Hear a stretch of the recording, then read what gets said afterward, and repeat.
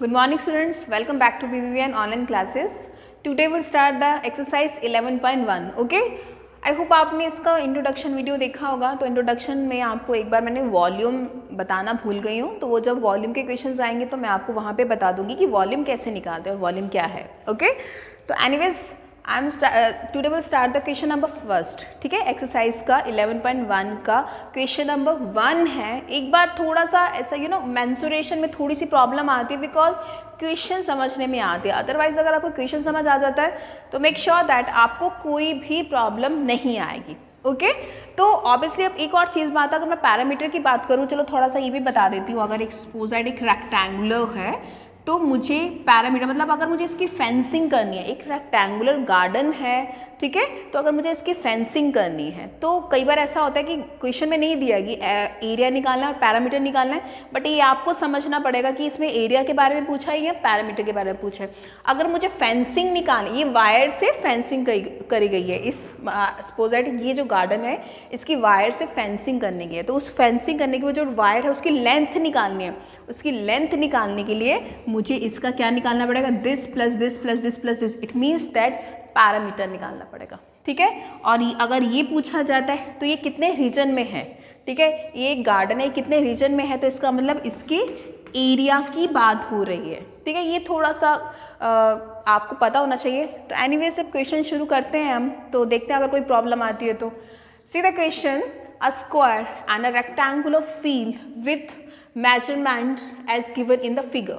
अच्छा, ये दो डायग्राम्स दिए थे आपको, बुक में ही है, तो आपको इसकी मेजरमेंट दी है। तो इसका ये 60 मीटर है और ये this is a square shape and this is your rectangular shape, ये 80 मीटर है। तो सेम पैरामीटर, अब ये बोला गया कि दोनों को पैरामीटर सेम है। Okay, which field has a larger area. चलिए, पैरामीटर दोनों का सेम है तो मुझे ये बताना है कि कौन से फील्ड का जो एरिया है वो ज़्यादा है। वो बताने के लिए मुझे एरिया फाइंड करना है, तो एरिया फाइंड करने के लिए यहाँ तो ये लेंथ दी है, रेक्टेंगल की बात करूँ तो ये लेंथ दी है मुझे, और मुझे इसकी विड्थ नहीं पता है। ओके, तो अगर मुझे विड्थ पता ही नहीं है तो मैं कैसे फाइंड कर दूँगी इसका एरिया। तो मैं कहाँ से, मुझे इसकी विड्थ कहाँ से पता चलेगी, मैं इसका जो ये दिया है मुझे स्क्वायर की साइड, चारों साइड्स इक्वल होती है। अगर ये 60 मीटर है तो ऑब्वियसली ये भी 60 होगा, ये भी 60 होगा। मैंने बताया है कि स्क्वायर की चारों साइड जो होती हैं वो इक्वल होती है, तो इससे मुझे इसका पैरामीटर मिल जाएगा। चलिए, तो मैं लिखती हूँ यहाँ पे parameter of square. Okay, so यहाँ पे सॉल्यूशन लिख लो आप। तो parameter of square is equals to, that is 4 into sides, क्योंकि कितनी साइड्स होती हैं, टोटल 4 साइड्स होती है, चारों इक्वल होती है। तो अब मैं ऐसा तो नहीं लिखूंगी ना यहाँ पे 60 प्लस 60 प्लस 60 प्लस 60, तो मैंने क्या लिखा, 4 साइड्स हैं और एक साइड की जो मेजरमेंट है 60 है, तो 4 इंटू साइड लिख दिया। सो दिस इज 4 इंटू साइड कितनी हुई आपकी 60, so you can say that 240। ठीक है, 240, और ये कितना हुआ मीटर। यूनिट्स लिखना बहुत ज़रूरी है। जो एरिया होता है हमेशा स्क्वायरिंग में होता है, बट ये जो इसका पैरामीटर होता है या मीटर या सेंटीमीटर में होता है। Okay, so this is 240 metre, ये मुझे इसका क्या मिल गया, पैरामीटर मिल गया। और क्वेश्चन में ये बोला गया है कि दोनों का जो पैरामीटर है वो क्या है, सेम है। ठीक है, दोनों का पैरामीटर सेम है। तो एनीवेज अगर इसको शुरू करा तो इसके पहले इसको फिनिश करते हैं, एरिया निकाल लेते हैं, एरिया ऑफ स्क्वायर। तो जब मैं एरिया ऑफ स्क्वायर निकालूंगी तो फॉर्मूला क्या होता है, this is side into side, ये मैंने आपको बताया था इंट्रोडक्शन में। तो this is 60 into 60, then you can say that 3600, और यूनिट कितनी आएगी, मीटर स्क्वायर। मैंने जस्ट अभी बताया यूनिट्स इसकी मीटर स्क्वायर में आएगी एरिया। अब इसकी बात करते हैं, हम रेक्टेंगल की बात करते हैं।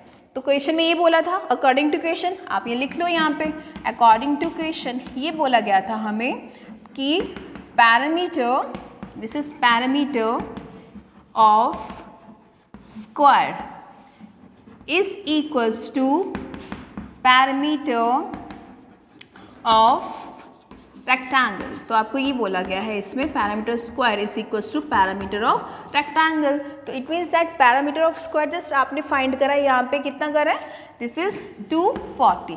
ओके, तो यहाँ पे पैरामीटर ऑफ रेक्टेंगल, चलिए तो ठीक है, तो parameter of square is equals to parameter of rectangle, value नहीं पुट करेंगे यहाँ पे। तो अब मैं निकालती हूँ यहाँ पे पैरामीटर ऑफ रेक्टेंगल। तो parameter of rectangle is equals to 2l plus b, 2 into l plus b, length plus breadth. तो पैरामीटर ऑफ रेक्टेंगल कितना हुआ फिर, ये भी 240 हुआ, this is 240 is equals to 2, l कितना है हमारे पास, दिस इज 80, और विड्थ हमें नहीं पता है, दैट इज बी। अब इसको इसके अपॉन में ले आओ, तो ये कितना हुआ 240 अपॉन 2, और ये कितना हुआ आपका 80 प्लस बी हो गया।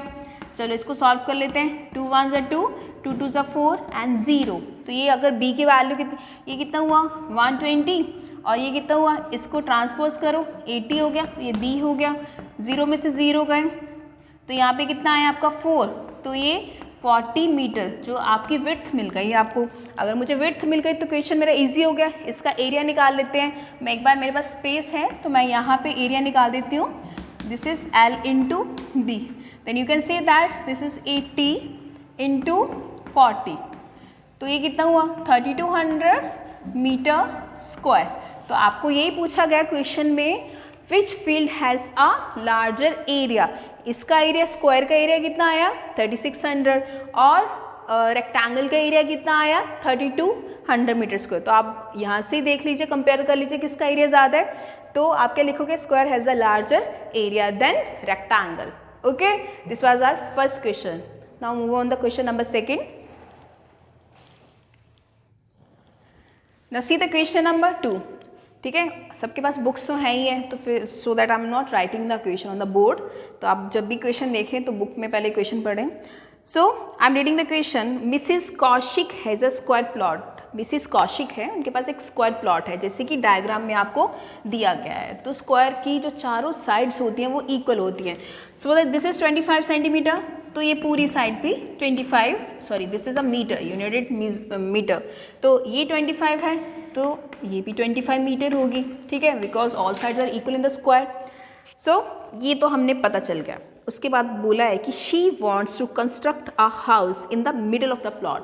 ये जो मिडल में यहाँ पे एक घर बनाना चाह रही है वो, यहाँ पे मैंने हाउस लिखा है यहाँ पे, कि यहाँ पे उसको एक अपना घर बनाना है। चलिए, a garden is developed around the house. अब ये गार्डन, यहाँ पे एक घर बना दिया और यहाँ पे उसको एक गार्डन बनाना। आपने देखे होंगे ना कि यहाँ पे घर होता है, तो यहाँ पे घर है और बाहर क्या है, गार्डन है। अब यहाँ आपको ये बोला गया है, find the total cost of developing a garden around the house at the rate of 55 पर मीटर के हिसाब से। मतलब उसको पैसे कितने लगेंगे ये बताना है आपको।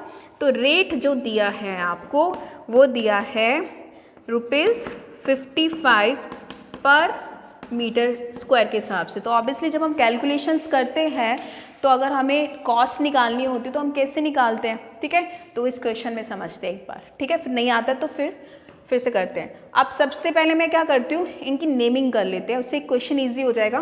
This is a, this is b and this is c और दिस इज़ डी। तो सबसे पहले मैं ये जो ABCD है इसका एरिया निकाल लेती हूँ। ठीक है, तो ये जो एरिया ऑफ प्लॉट, ये प्लॉट था ना, एरिया ऑफ प्लॉट। ठीक है, सो उसका एरिया निकालने, अच्छा प्लॉट का क्या नेमिंग करा मैंने, ABCD, तो इसका एरिया। तो आपको ये स्क्वायर है तो आपको स्क्वायर का ही फॉर्मूला लगाना पड़ेगा। तो एरिया ऑफ स्क्वायर क्या होता है, this is side into side, then you can say that side into side. ठीक है, फॉर्मूलाज लिखना बहुत ज़रूरी होता है। So this is 25 into 25।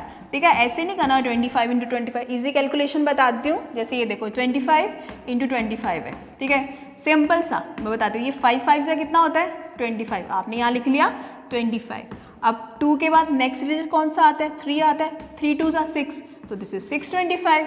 देखो कितनी इजी कैलकुलेशन हो गई, 625। और जो एरिया है तो उसकी तो स्क्वायरिंग में यूनिट आएगी ही आएगी। चलिए, आपने इसका एरिया निकाल लिया, किसका, प्लॉट का। तो अब मैं ऐसा करती हूँ, ये हाउस का भी एरिया निकाल लेती हूँ। तो जो हाउस है वो कौन सी शेप है, एक रेक्टेंगल शेप है। बिकॉज मुझे कैसे पता चला रेक्टेंगल शेप है, बिकॉज इसकी जो विड्थ है वो तो 15 है और जो इसकी लेंथ है वो कितनी दी है 20। ठीक है, जब लेंथ और विड्थ दोनों डिफरेंट तो ऑब्वियसली मुझे लेंथ भी गिवन है और विड्थ भी गिवन है, तो इट मीन्स दैट ये जो हाउस है वो एक रेक्टेंगल शेप का है। तो हम निकालेंगे एरिया ऑफ हाउस। ठीक है। तो हाउस का नाम दिया मैंने, अच्छा यहाँ पे नहीं दिया, इसको नाम दे दो EFG और H, ओके। सो EFGH।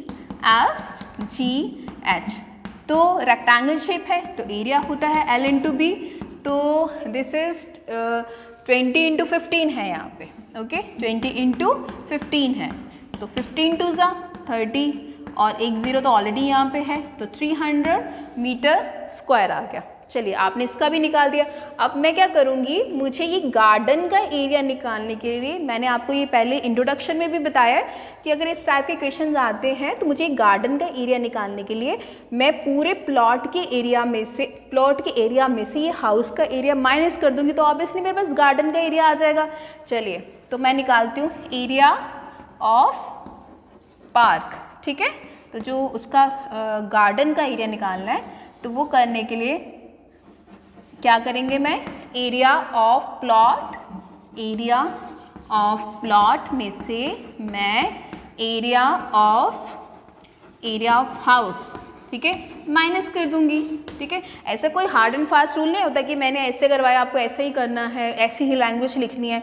आप अपने हिसाब से भी कोई भी लैंग्वेज लिख सकते हैं, ठीक है, बट मेक श्योर कि वो थोड़ा सही हो, okay. So area of plot is equals to 625 और एरिया ऑफ हाउस का भी जस्ट हमने फाइंड करा है, दिस इज 300। हमारी बहुत इजी कैलकुलेशन दी हुई है। ये कितना आया 5, यहाँ पे कितना आ गया आपका 2 आ गया, और 6 में से 3 गए, that is 6 that is 325 and metre square.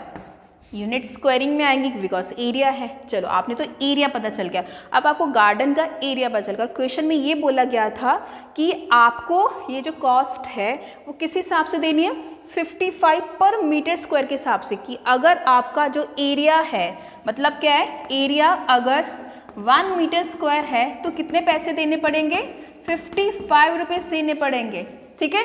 But आपका तो कितना एरिया आया गार्डन का 325, तो आपको कितने पैसे देने पड़ेंगे, वो करने के लिए मैं 1 मीटर स्क्वायर का इतना है तो 325 मीटर स्क्वायर का कितना होगा। सो यहाँ पे एरिया नहीं, सॉरी यहाँ पे लिखे cost of 1 metre square is equals to 55 rupees, तो कॉस्ट ऑफ 325 मीटर स्क्वायर, तो क्या करते हैं हम, अगर 1 की पता हो तो 325 की निकालनी है तो इससे मल्टीप्लाई करते हैं। सो दिस इज 325 इंटू 55, ठीक है। कैलकुलेशन में मिस्टेक मत करना, तो हम यहाँ पे मल्टीप्लाई करते हैं 325 इंटू 55। चलिए 2 देन 15 और 16 एंड देन 12 16, ओके। 17,875, तो कितने पैसे देने पड़ेंगे, 17,875 रुपीज़, ठीक है। इजी था क्वेश्चन, सिंपल क्वेश्चन था, this was not a difficult question. अभी तो डिफिकल्ट क्वेश्चन थोड़े से आएंगे, ठीक है। तो इस एक्सरसाइज के क्वेश्चंस की एग्जांपल्स और जो क्वेश्चंस एटलीस्ट मैंने 2 क्वेश्चन करवाए हैं, अगर यही आप अच्छी तरह कर लोगे तो मेक श्योर जो इनके अगले क्वेश्चंस हैं उनमें आपको कोई भी डाउट नहीं आने वाले, ओके। तो नेक्स्ट वीडियो में हम इसके नेक्स्ट क्वेश्चंस करेंगे। Till then thank you.